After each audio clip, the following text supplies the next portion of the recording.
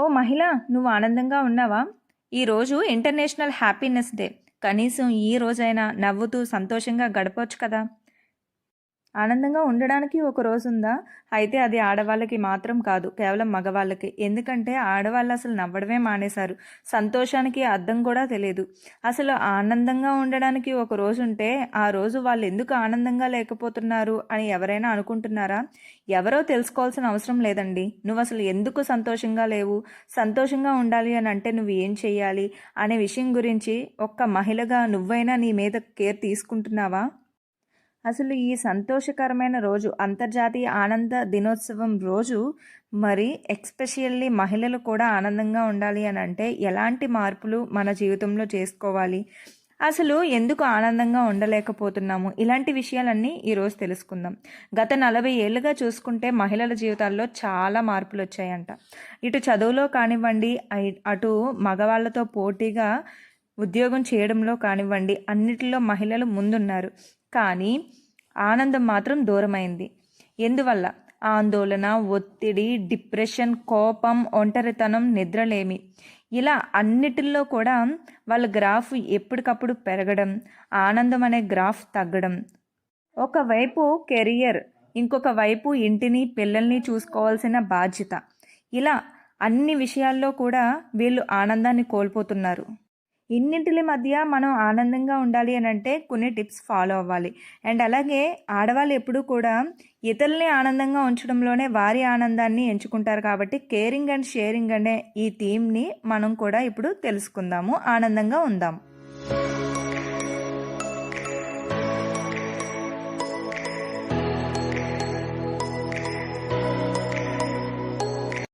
ఏ మహిళ దగ్గరికైనా సరే ఒక్కసారి వెళ్ళి నువ్వు ఆనందంగానే ఉన్నావా అని అడిగితే తన దగ్గర ఒక పెద్ద చాప్టరే ఉంటుంది. నేను ఆనందంగా లేకపోవడానికి గల కారణాలేంటి అని ఒక లిస్టు రాసుకొని ఆల్రెడీ ఉంటుంది.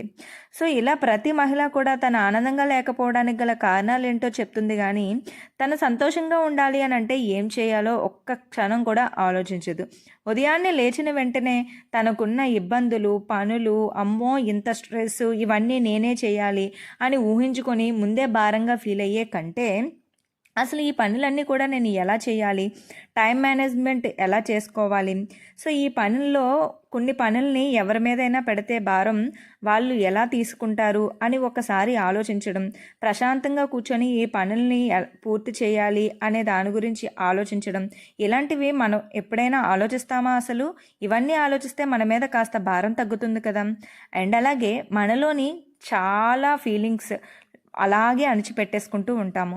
మన ఫ్రెండ్స్కి కానివ్వండి, కుటుంబ సభ్యుల్లో మనకి బాగా క్లోజ్గా ఉన్న వాళ్ళతో కానివ్వండి, కాస్త షేర్ చేసుకుంటే మన మనసులో ఉన్న భారమంతా తగ్గి మనం కాసేపు హ్యాపీగా ఉండగలుగుతాం కదా. అన్నీ నావే, అన్నీ నా కోసమే ఉన్నాయి అని చెప్పి అదే మైండ్లో రన్ చేసుకుంటూ ఉంటే మనం ఎప్పటికీ హ్యాపీగా ఉండలేము. నీకున్న బాధ అయినా, నీకున్న ఆ చిన్న కష్టమైనా ఇంకొకరితో షేర్ చేసుకోవడం, దాని గురించి పాజిటివ్గా ఆలోచించడం, దాన్ని బయట పెట్టడం, సో ఇలా మనం చేయడం వల్ల మనలో కాస్త హుషారు అనేది పెరుగుతుంది. సో ఈ హ్యాపీనెస్ డే సందర్భంగా ప్రతి ఒక్కరూ కూడా మీలో ఉన్న భారాన్ని కాస్త తగ్గించుకోండి. మీ ఫ్రెండ్స్ అండ్ ఫ్యామిలీ మెంబర్స్కి నీ కష్టాలేంటో, నీ నష్టాలేంటో, నీ బాధలేంటో కాసేపు చెప్పుకొని నవ్వుకోండి. అలాగే వాళ్ళ కష్టాలేంటో అడిగి తెలుసుకోండి. కాస్త వాళ్ళకి రిలీఫ్ ఇచ్చినట్టు అవుతుంది కదా. ఇన్నింటి మధ్యలో పక్కన వాళ్ళతో పోలిక అస్సలే ఉండకూడదు. అండ్ అలాగే ఈ సోషల్ మీడియా వచ్చిన దగ్గర నుంచి ఈ కంపారిజన్ అనేది చాలా ఎక్కువైపోతుంది. సో ఇలా వీటన్నిటిని దూరం చేసుకొని కాసేపు జీవితంలో ఉన్న ప్రతి క్షణాన్ని ఆస్వాదించడం కనుక మనం నేర్చుకుంటే ఆనందం మన ఇంటి పేరుగా మారిపోతుంది. మనతో ఉన్న వాళ్ళని కూడా మనం సంతోషంగా ఉంచగలుగుతాం. ఈ మధ్య మన ఆనందాన్ని లాగేసుకునేది ఫోన్ కూడా ఒకటి. ఫోన్తో ఎన్నో లాభాలున్నా కాస్త సమయం దొరికినప్పుడు మనం అప్పుడప్పుడు ఫోన్తో కాకుండా కాసేపు అలా బయటకు వెళ్ళి నేచర్తో గడపడానికి ట్రై చేస్తూ ఉండాలి. ఆ కదిలే మేఘం చూసారా ఎంత అందంగా ఉంటుందో, ఆ గాలికి ఊగే చెట్లు, ఎండిపోయిన ఆకుల సౌండ్ మనతో మాట్లాడడం, ఆ పక్షుల కిలకిలలు, అండ్ అలాగే బీచ్ దగ్గరలో ఉన్నవాళ్ళు చక్కగా ఆ కాసేపు అలల తాకిడికి, ఆ సూర్యకిరణాల వెచ్చదనానికి మనం కాసేపు ఉండగలిగితే ఆనందం మన సొంతమైపోతుంది. పార్కులకి వెళ్ళినప్పుడు ఆ గడ్డి మైదానంలో కానివ్వండి, బీచ్లో కానివ్వండి, చెప్పులు లేకుండా తిరగడం, ఆ ఇసుకలతో చిన్నపిల్లలతో పాటుగా మనం కూడా జాయిన్ అయిపోయి కాసేపు ఆనందంగా ఆడుకోవడం, మనకి ఇష్టమైన బుక్స్ చదవడం, చూసిన సినిమాయే అయినా మనకు నచ్చింది మళ్ళీ మళ్ళీ పెట్టుకొని ఒకసారి చూడడం, మన మైండ్ అటువైపుగా మలుచుకోవడం. సో ఇలా చిన్న చిన్నవి ఎన్నో ఉన్నాయి మన ఆనందాన్ని రెట్టింపు చేయడానికి. సో వాటన్నిటికీ ఒకసారి మనం దగ్గర అయ్యాము అని అనుకోండి, చాలా హ్యాపీగా మనం ఉండగలుగుతాము. ఇలా ఇంట్లో మొక్కల్ని పెంచుకునే వాళ్ళు, లేకపోతే పెట్స్ని పెంచుకునే వాళ్ళు కూడా వాటికి సేవ చేయడంలో మునిగిపోయి చాలా ఆనందంగా ఉంటారని పరిశోధనలో తేలింది. సో ఇలాంటివి కూడా మనం హ్యాపీగా ఉండడానికి ట్రై చేయొద్దు. ఊరికే మన మైండ్ని ఖాళీగా ఉంచే కన్నా ఇలాంటి వాటితో గడపడం వల్ల, బుక్స్ చదవడం వల్ల మన మైండ్ అనేది రిలీఫ్ అయ్యి కాస్త మనలో ఒక హ్యాపీనెస్ అనేది వస్తుందన్నమాట. మనది చాలా బిజీ షెడ్యూలే కావచ్చు. ఎంతసేపు నేను బిజీగా ఉన్నాను అని చెప్పుకోవడం మానేసి, బాధ్యతలన్నీ నా మీదే ఉన్నాయి, కష్టాలన్నీ నాకే ఉన్నాయి అని మనలో మనమే కుమిలిపోవడం మానేసి, కాస్త సమయం మన కోసం ఇచ్చుకోవడం, కాసేపు మనతో మనం గడపడం, కాసేపు మనల్ని మర్చిపోకుండా ఒక్క నిమిషమైనా మనకి మనం కేటాయించుకోవడం మనం చేయాల్సిందే. అది మన బాధ్యత. అండ్ అలాగే మనకి కనుక కుదిరితే కొంచెం సమయం కుదిరినా ఎక్సర్సైజ్ చేయడానికి ప్రతి ఒక్కరు ట్రై చేయండి. ఎక్సర్సైజ్ అందరూ కూడా స్లిమ్ అవ్వడానికి చేస్తారు అని అనుకుంటారు, కానీ అలా ఎక్సర్సైజ్ చేయడం వల్ల మనలో హ్యాపీ హార్మోన్స్ అనేవి రిలీజ్ అవుతాయి. సెరటోనిన్, డోపమైన్, ఎండార్ఫిన్స్ ఇలాంటి హ్యాపీ హార్మోన్స్ రిలీజ్ అవ్వడం వల్ల మనం డే అంతా కూడా రిఫ్రెష్గా ఉంటాము, ఆనందంగా గడపగలుగుతాము. ఉదయం చేసిన వ్యాయామం ఎక్సర్సైజ్ వల్ల డే అంతా కూడా మనలో ప్రొడక్టివిటీ, యాక్టివ్నెస్ అనేది పెరుగుతుంది. మనం హ్యాపీగా ఉండగలుగుతాం అన్నమాట. ఇలా చెప్పుకుంటూ పోతే మనం ఆనందంగా ఉండడానికి మార్గాలు చాలానే ఉన్నాయి. అందరికీ ఒకే రకమైన మార్గం అనేది సెట్ అవ్వదు. సో నాకు ఎక్సర్సైజ్ సెట్ అయిందని మీకు అదే సెట్ అవ్వాలని లేదు కదా. మీకు డ్యాన్స్ సెట్ అవ్వచ్చు. మీరు ఆనందంగా ఉండాలి అని అంటే ఒక కప్పు కాఫీయే మీకు ఆనందాన్ని కలిగించవచ్చు. ఇలా ఒక్కొక్కరికి ఒక్కొక్క మార్గం ఉంటుంది. ఒకరికి ఆనందాన్ని ఇచ్చేది మరొకరికి ఆనందాన్ని ఇవ్వకపోవచ్చు.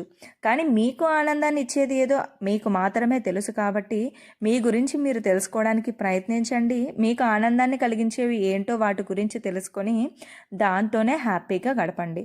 అండ్ అలాగే మన దగ్గర ఉన్న దాంతోనే మనం హ్యాపీగా ఉండడం నేర్చుకోవాలి. మన దగ్గరికి అన్నీ రావు కదా, అందరి జీవితాల్లో అన్నీ ఉండవు. ప్రతి ఒక్కరి జీవితంలోని ఏదో ఒక చిన్న లోటు ఉంటూనే ఉంటుంది. అలా అని మన జీవితంలో ఉన్న లోటుని పక్కన వాళ్ళ జీవితంతో పోల్చుకొని మనం మన అసంతృప్తికి వెళ్ళకూడదన్నమాట. సో ఎప్పుడూ కూడా మన దగ్గర ఉన్న వాటిలతో మనం సరిపెట్టుకొని ఉన్న జీవితంలోనే ఆనందంగా గడపడం ఎలాగో తెలుసుకొని మనం హ్యాపీగా ఉండగలగాలి. ఇలా మ్యూజిక్ వినడం, మీకు నచ్చిన టీ పెట్టుకోవడం, మీకు నచ్చిన ఫుడ్ని వండుకొని తినడం, అప్పుడప్పుడు షాపింగ్ చేయాలని ఇష్టం ఉంటే షాపింగ్కి వెళ్ళడం. నాకైతే రీల్స్ చేస్తే నేను చాలా హ్యాపీగా ఉంటాను అని అనిపిస్తుంది. సో చక్కగా రీల్స్ చేసుకుంటాను, సాంగ్స్ వింటాను. పాత మూవీస్, ఓల్డ్ మూవీస్ ఏవైనా సరే చూస్తే నాకు వెంటనే ఆనందం పొంగుకు వచ్చేస్తూ ఉంటుందన్నమాట. సో ఇలా నేను ఆనందంగా ఉండడానికి ఎన్నెన్ని ట్రై చేయాలో అన్నెన్ని చేస్తాను. ఎన్ని చెప్తున్నాను కదా, ఎంత బాగా కనిపిస్తున్నావు కదా, నీకేం బాధలు లేవా అని మీరు అనుకోవచ్చు. చూస్తున్న వాళ్ళకి తెలియదు కదా పక్కన వాళ్ళ జీవితంలో ఎన్ని బాధలు ఉన్నాయో. కానీ మన నిరంతర ప్రయత్నం ఏంటి అని అంటే మనకున్న కష్టాలన్నిటిని పక్కకు పెట్టేసి మనం ప్రతి క్షణం కూడా హ్యాపీగా ఉండడానికి ట్రై చేస్తూ ఉండడమే. నాకైతే అదొక్కటే తెలుసు. నాకు ఇప్పుడు ఈ వీడియో తీస్తున్న సమయంలో కూడా చాలా బాధలే ఉన్నాయి. ఉండవన్నీ బయటకు చెప్పుకుంటామా అండి? చెప్పుకోం కదా. సో వాటన్నిటిని చెక్ పెట్టేసేయడానికి ఆనందంగా ఉండాలి అని అంటే ఏం చేయాలో అదే ఇక్కడ చేస్తున్నాను. నాకు ఇష్టమైన మంచి టీ పెట్టుకొని, నాకు నచ్చిన సాంగ్స్ పెట్టుకొని వింటూ నా లైఫ్ని ఎంజాయ్ చేయాలి అని అనుకుంటున్నాను. కాసేపు నాకు దొరికిన ఆ కాస్త సమయంలో కూడా బాధల గురించి, కష్టాల గురించి తలుచుకొని బాధపడమని ఎవరు చెప్పారండి? కాసేపు మనకి నచ్చినట్టుగా మనం ఉండాల్సిందే. సో అప్పుడే మన లైఫ్ అనేది హ్యాపీగా ఉండగలుగుతుంది. కొందరు నిశ్శబ్దాన్ని ఇష్టపడుతూ ఉంటే ఇంకొంతమంది శబ్దాన్ని ఎంజాయ్ చేస్తూ ఉంటారు. కొందరు డబ్బులు సంపాదించడంలో ఆనందాన్ని వెతుక్కుంటే ఇంకొంతమంది ఆ డబ్బుల్ని ఖర్చు పెట్టడంలో ఆనందంగా ఉంటారు. సముద్రపు అలల్ని చూస్తూ ఎంజాయ్ చేసేవాళ్ళు కొంతమంది అయితే ఆ అలల్లో తడుస్తూ ఆనందంగా ఉండేవాళ్ళు ఇంకొంతమంది. ఇలా ఏది ఏమైనా సరే ఒక్కొక్కరు ఒక్కొక్క రకమైన ఆనందాన్ని కోరుకుంటూనే ఉంటారు. సో ప్రతి ఒక్కరికి తమ తమ ఇష్టాలు ఉంటాయి, తమ తమ కోరికలు ఉంటాయి.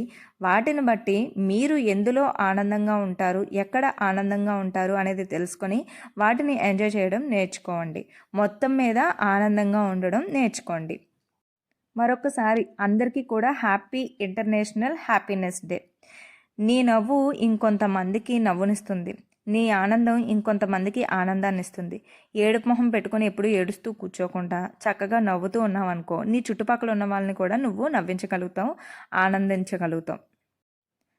ప్రశాంతమైన చిరునవ్వు, ప్రశాంతమైన మనసు, ఈ రెండు ఉండగలిగితే మనం మనల్ని హ్యాపీగా ఉంచుకోవడంతో పాటుగా ఇతరుల్ని కూడా హ్యాపీగా ఉంచగలుగుతాం అన్నమాట.